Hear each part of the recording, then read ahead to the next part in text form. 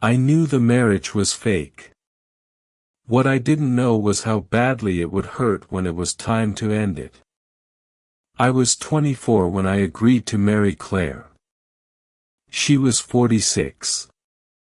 There was nothing romantic about the arrangement when it started.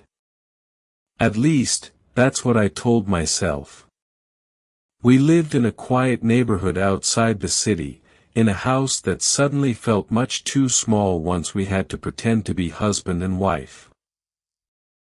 Claire was my boss, technically, though she never treated me like one of her employees at home. She kept her distance. I noticed. She noticed everything about me, too. The way I left my coffee untouched when I was nervous. The way I rubbed the back of my neck whenever I lied. The way I avoided looking at her for too long. Our agreement was simple: 1 year.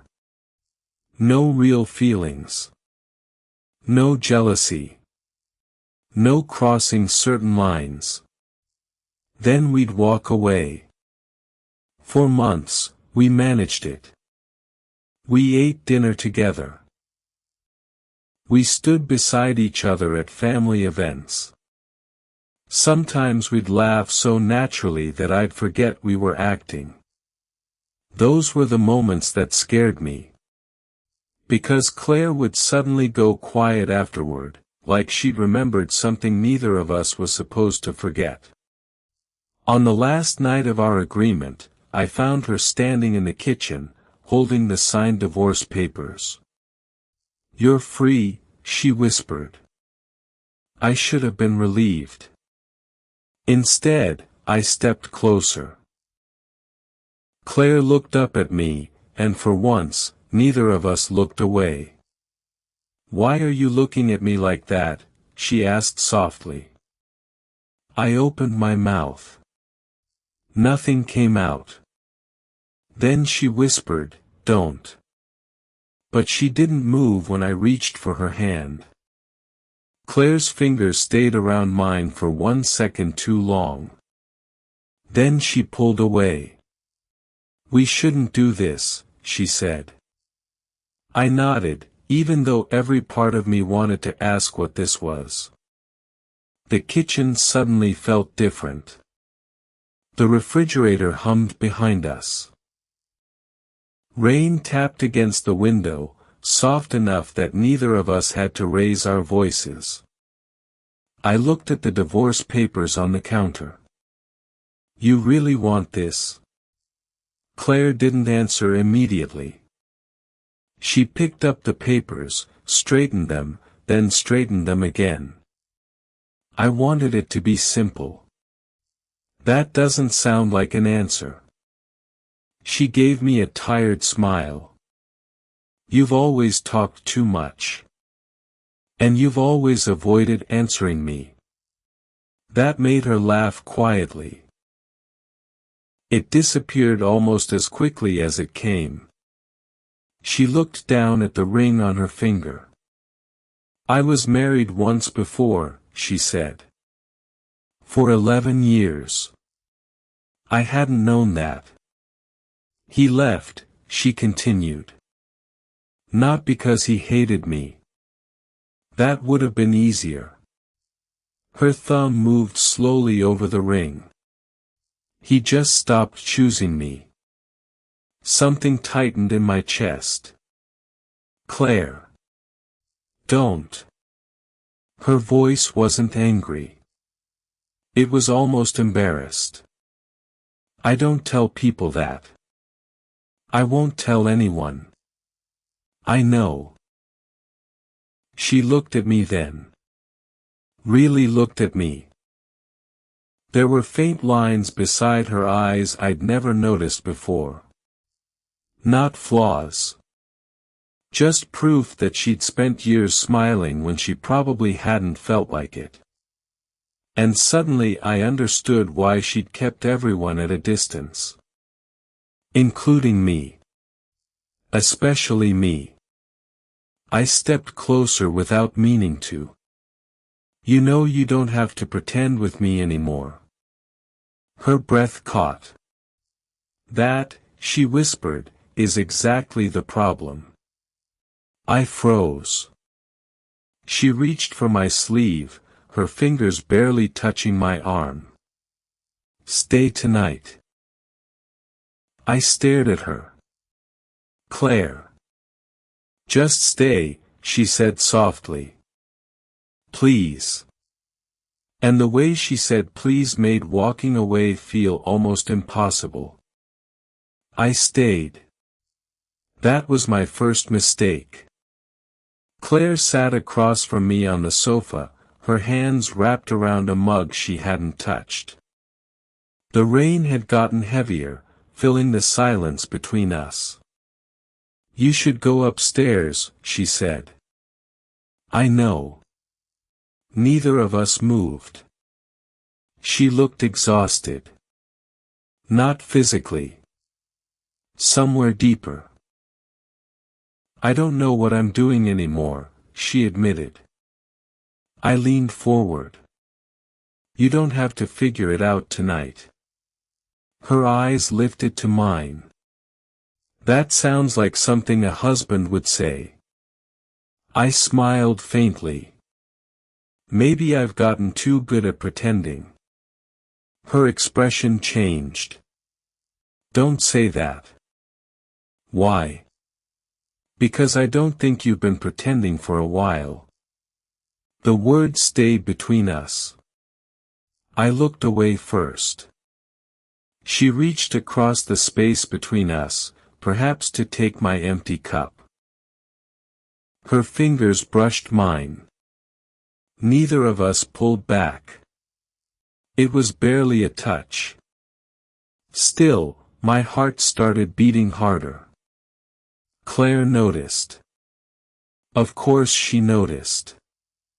You're shaking, she whispered. So are you. She looked down at her hand. She was. Then her phone rang. She immediately pulled away. The screen showed a number I didn't recognize. She answered. Hello. Her face changed while she listened. No. That isn't happening. A pause. I said I'm not changing my mind. She ended the call. Who was that? Someone from my past. I waited. She didn't explain. I should have let it go. Instead, I said, is he the reason you're afraid? Her eyes snapped toward me. You're not supposed to care. That hurt more than it should have. I stood. Right. I took one step toward the door. Then Claire caught my wrist. Don't. I looked down at her hand. Then back at her face. You're the one who told me to leave. I know. Then why are you stopping me? She swallowed. For several seconds, she said nothing. Finally, she stepped closer. Because I'm starting to wish this marriage had never been fake. My breath caught. And neither of us moved. Say that again. Claire looked at me, and I could see regret spreading across her face. I shouldn't have said it. No, I stepped closer. You should. She shook her head. Our marriage ends tomorrow. I know. You're 24. I know. I'm 46. I know that too. Her lips pressed together. Then why are you standing there like none of it matters? Because it did matter. Every part of it. The age difference. The lies. The contract sitting upstairs in a drawer. The fact that she'd been my boss before she'd become the woman whose footsteps I could recognize from another room. But none of those things explained why I couldn't leave. "I've tried," I said quietly. Her eyes softened. "Tried what?" "To stop thinking about you." She looked away. I continued before I could lose my nerve. I tried sleeping in another room. I tried staying late at work. I even started avoiding your coffee because I knew you'd ask why I wasn't drinking it. A tiny, sad smile touched her mouth. "You noticed that?" "I notice everything about you." The smile disappeared. Claire took a slow breath. "You shouldn't." "I know." She stepped closer until only inches separated us. "I don't want to be someone's mistake again." "You're not.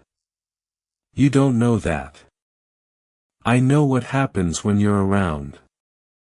Her eyes searched mine. "And what happens?" I swallowed. "I forget we're supposed to stop." Silence. Claire's hand rose slowly, stopping just beside my face. She didn't touch me. "Not yet. If I let you stay," she whispered, "everything changes." I looked at her hand, then back into her eyes. "Maybe it already has." Her fingers finally touched my cheek. Neither of us breathed. Then she whispered the question that made my heart stop. "If I kiss you, are you still going to call this a fake marriage?" I didn't answer her question. I couldn't. Claire's hand was still against my cheek, trembling slightly. Then she stepped back. "No." The word came out so quietly that I almost missed it. "No what?" "No more pretending." She walked to the kitchen counter and picked up the divorce papers. "I need to tell you something before you decide what you want." My stomach tightened. "What?" She turned the papers over. There was a photograph underneath them.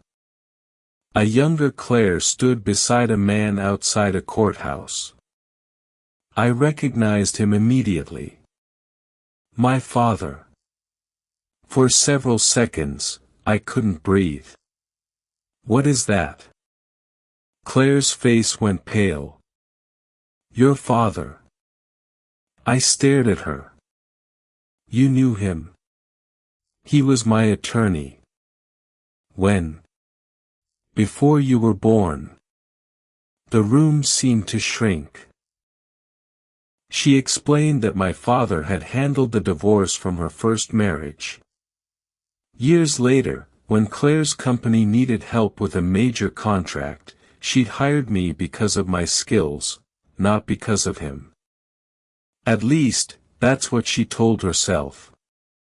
But there was more. Claire looked down. "When you first came to work for me, I recognized your name." My chest tightened. "You knew who I was?" "Yes." "And you never told me?" "I didn't think it mattered." "It matters now." She closed her eyes.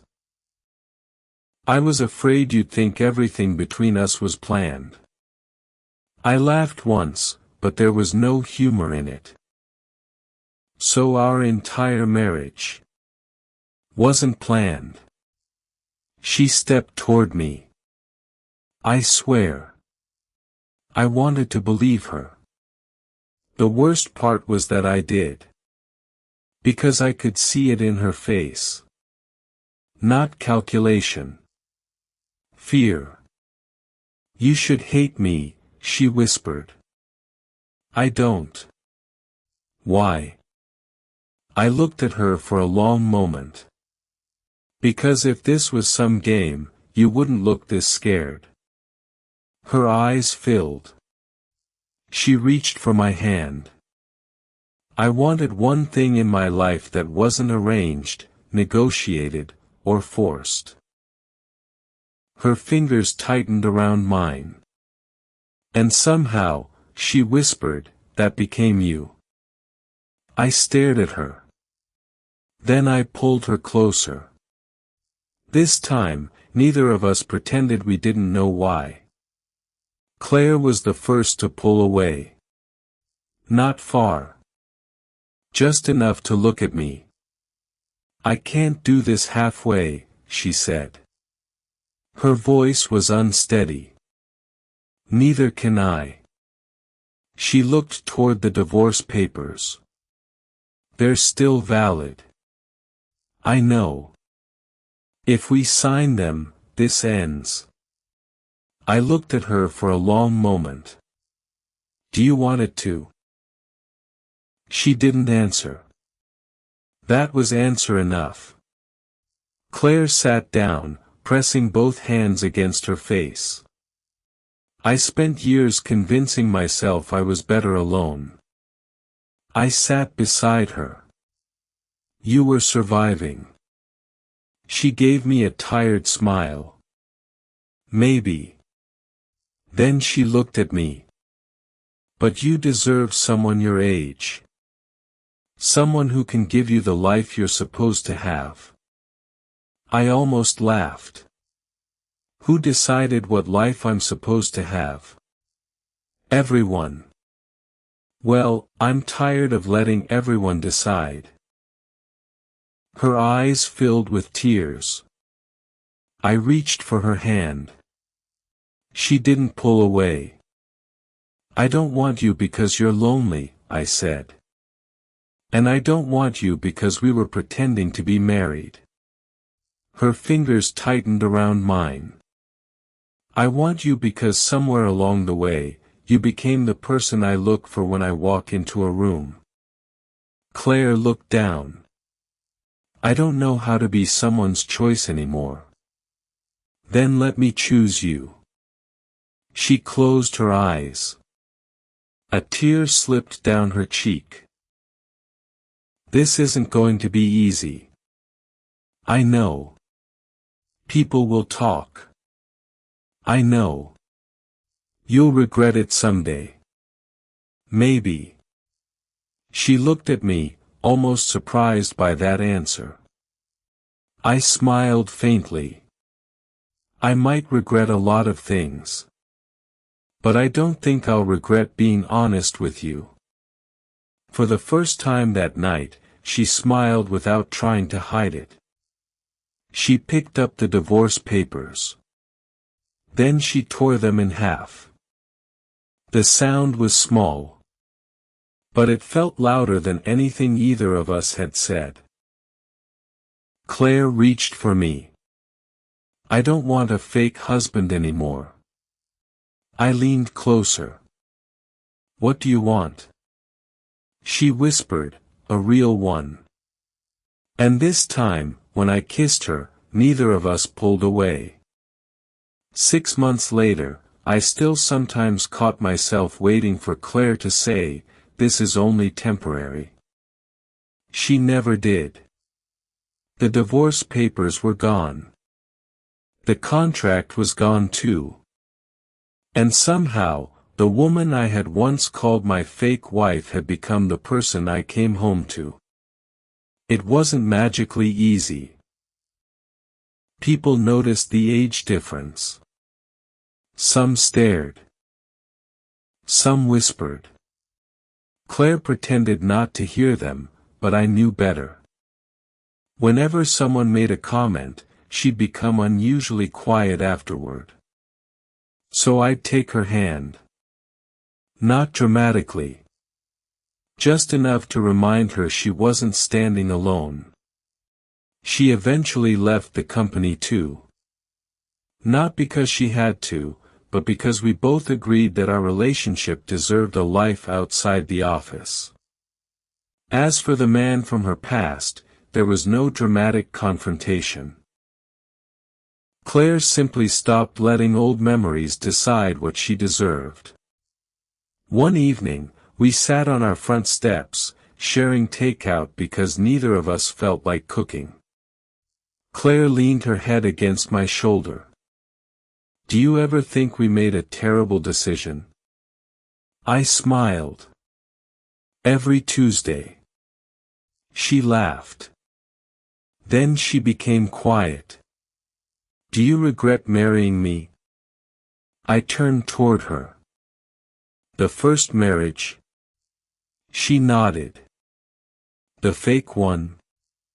"Yes." I thought about it. "I regret that we had to pretend before we were brave enough to be honest." Her eyes softened. "That sounds dangerously close to wisdom." "Don't worry. It'll pass." She laughed again. I kissed her forehead. The truth was simple. We hadn't fallen in love because the contract said we should. We fell in love when the pretending stopped working. When she finally let herself be seen. When I stopped caring what everyone else thought I was supposed to want. Sometimes the person standing beside you isn't the person you expected. Sometimes love doesn't arrive at the right age, the right time, or in the right circumstances. Sometimes it simply arrives. And you have to decide whether you're brave enough to keep it. Claire squeezed my hand. "Come inside, husband." I smiled. "Now that sounds real." She kissed me. And this time, neither of us had to pretend. Did you enjoy the story? What kind of stories would you like to hear next? Let me know in the comments ***.